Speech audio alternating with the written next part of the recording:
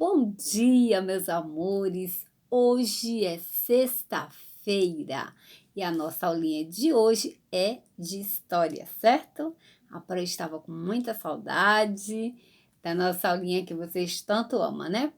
E hoje a gente vai falar de um assunto muito legal que a Pro já tinha dito nas aulas anteriores que logo nós iríamos falar sobre esse assunto, que são as capitanias hereditárias, certo? Portugal estava sem dinheiro, né? Lembra que ele estava passando por uma crise financeira? E depois que eles ficaram com medo dos ataques dos franceses, dos espanhóis, dos ingleses, de tomarem as terras brasileiras, eles ficaram meio assustados, né? E aí eles resolveram povoar essas terras, colocar gente para cuidar. Só que isso custava muito dinheirinho e eles não tinham esse dinheiro disponível. A coroa portuguesa estava sem esse dinheiro, porque não era pouco dinheiro, era muito dinheiro. E eles não tinham disponibilidade dessa grana toda. Então, o que eles pensaram? Vamos dividir essas terras todas em 15 lotes e vamos entregar a nobres portugueses, ou seja, aquelas pessoas que tinham alguma relação com o rei, né? Com a coroa portuguesa. Porque tinha que ser nobre, tinha que ter dinheiro, né? Para investir nas terras, nas novas terras. E assim fizeram. Então, esses 15 lotes que o Brasil foi dividido, foi entregue a 12 pessoas, a 12 nobres portugueses. Como eu disse antes, pessoas que tinham uma relação ali com a coroa, com o rei, certo? Só que o que aconteceu? Por que eram 15 e foi entregue a 12 pessoas? Porque teve alguns que ficaram com mais de um lote, certo? Vocês vão ver depois. E aí o que aconteceu? Muitos, depois que tomaram posse dessas terras, não deram importância. Alguns faltava dinheiro, outros não levou muito a sério, não tiveram coragem para desbravar as terras. E assim, na verdade, fracassou essa ideia, né?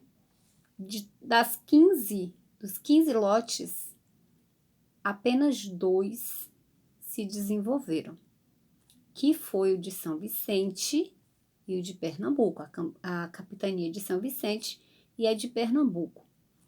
Por que elas se desenvolveram? Porque ele investiu no gado e na cana-de-açúcar.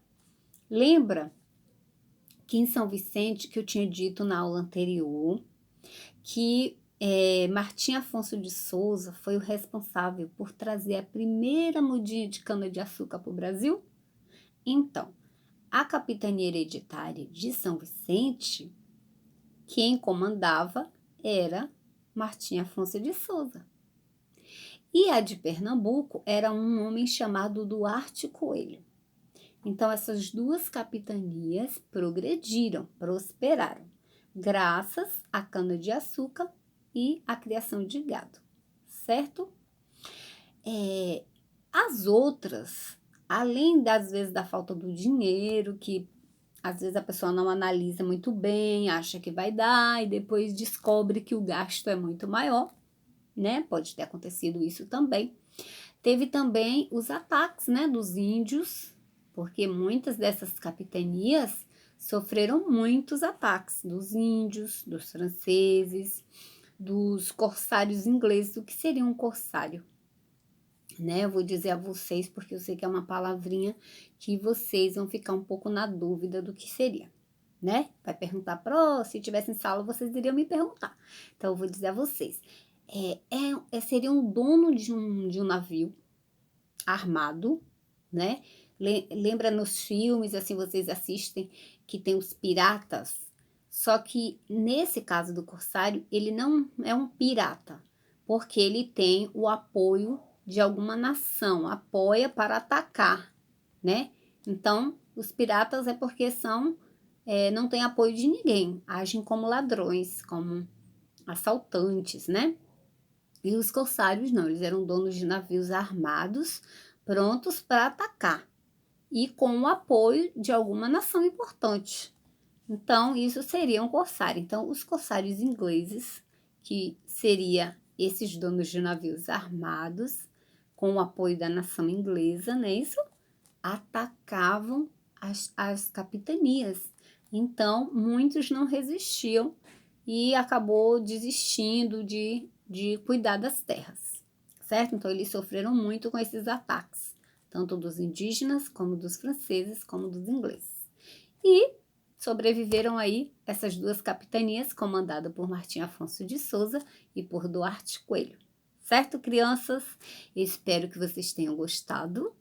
É um assunto muito gostosinho de falar sobre ele, né? Agora sim, ó, eu vou aqui ler para vocês algumas dos direitos, né, dos donatários e dos deveres também, porque não era só, eles tinham que cuidar das terras, fazer as terras prosperar, né?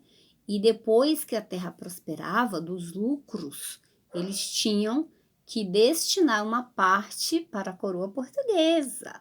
Ou seja, Portugal não deu simplesmente, distribuiu as terras e deu e disse: é sua, cuide, faça prosperar. Não era só isso, não. Eles tinham que cuidar, fazer a terra prosperar, né? Gerar lucros, e desse lucro eles tinham que tirar uma parte para a coroa portuguesa. Entenderam? Não é porque Portugal era bonzinho, não, e queria dar terra para as pessoas e botar o Brasil para crescer, não. Não era só isso, não. Ele também queria dinheirinho, certo? Então, assim, tinha os direitos e tinha os deveres. Então, vou ler para vocês. Quais eram os direitos dos donatários? Então, os donatários podiam usar o título de capitão-mor ou donatário, ou seja, sou o dono das terras, né? Fundar vilas e feitorias, construir as vilas, né? Que hoje são cidades, mas deram início com pequenas vilas. Cobrar impostos, explorar as riquezas da terra e distribuir terras aos colonos. Esses eram os direitos dos donatários, eles poderiam fazer isso. Agora, quais eram os deveres?